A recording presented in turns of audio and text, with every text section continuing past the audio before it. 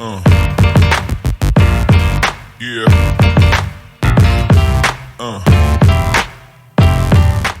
दोस्तों नमस्कार, मैं उमेश गौतम, समग्र प्रदेश समाचार से। कहते हैं ना कि कभी कभी जल्दबाजी में भी निकले हुए शब्द समाज के लिए एक शिक्षा का काम करते हैं। हम बात करते हैं उत्तर प्रदेश के सांभल में कोर्ट के आदेश पर शाही मस्जिद पर गई सर्वे टीम, जो कि ये सर्वे करना था कि ये वास्तव में, क्योंकि याचिका दायर की गई कि पहले ये हरिहर मंदिर था, तो कोर्ट ने आदेश दिया कि इसकी जांच की जाए कि ये हरिहर मंदिर था या नहीं। पर वहाँ स्थानीय लोगों ने जमकर पत्थरबाजी करना शुरू कर दी और जो टीम गई थी सर्वे करने उसके ऊपर भी पथराव किया और यहाँ तक कि पुलिस बल के साथ भी पथराव किया। पर वहाँ के एसपी का जो माइक लेके उद्घोषण था वो पूरे समाज और पूरे देश के लिए एक बेहद ही शिक्षाप्रद था। अगर उसकी बात की जाए तो उन्होंने आज जो माइक से बोला, इससे साबित होता है कि पुलिस और समाज सब जानते हैं कि वास्तविक विवाद और जड़ों का कारण राजनीतिक होता है।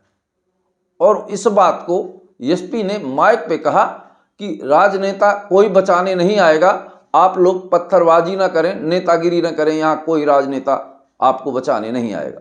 अब आप समझ लीजिए, वो जानते हैं कि राजनीतिकीकरण के कारण ऐसा हो रहा है और वो ये भी जानते हैं किसी भी नेता का बेटा और किसी की नेता की माँ और किसी नेता का बहन या भाई पत्थर फेंकने नहीं आता।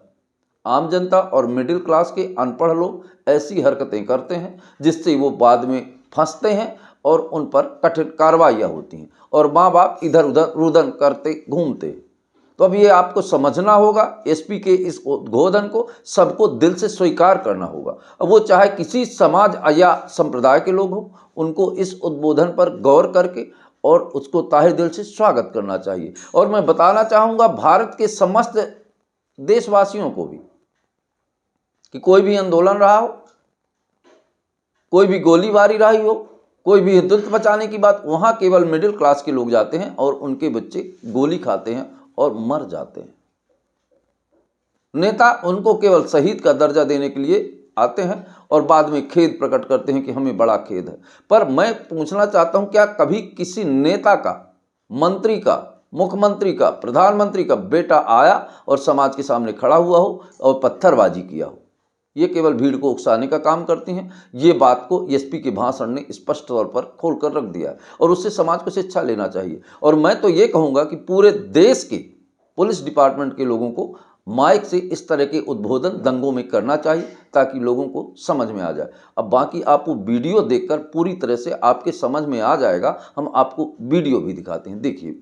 और दूसरी खबर है, सतना में भी सतना कलेक्टर अनुराग वर्मा ने एक अभूतपूर्व भाषण दिया, वो आदेश दिया है। निश्चित तौर पे ये कहा जाएगा कि सतना कलेक्टर अनुराग वर्मा बेहद संजीदा होकर इस फैसले पे निर्णय लिया है और जो आदेश पारित किया है वो निश्चित ही काबिले तारीफ है। ये तो स्पष्ट नजर आता है कि दरगाह के नाम थी पुरातन समय में जमीन और दरगाह के नाम के बाद करीम के नाम पे कैसे आई। ये सोचने वाली बात है कि ना तो दरगाह रजिस्ट्री ऑफिस में गई होगी, ना दरगाह ने कहीं जाके बयानबाजी की होगी, तो ईश्वर के नाम की संपत्ति व्यक्ति के नाम पे कैसे आई, ये सोचने का विषय है। इससे साबित होता है कि विगत कर्मचारियों ने घोर लापरवाही और घोर भ्रष्टाचार के तहत उसको सीधे बगैर किसी सक्षम अधिकारी के आदेश के नामांतरण कर दिया और उस जमीन को उन लोगों ने पूरी तरह से खुर्द-बुर्द कर दिया और कुछ भाग तो बेच डाला है पर कुछ भाग अभी शेष है।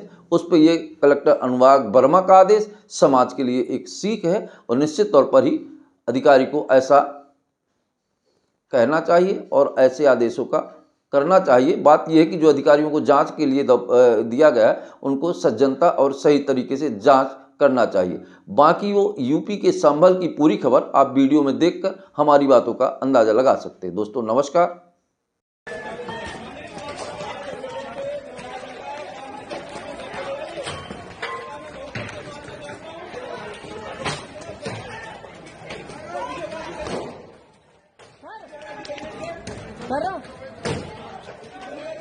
क्यों सर? क्यों सर? अंदर है ना आप? अंदर है ना सर आप?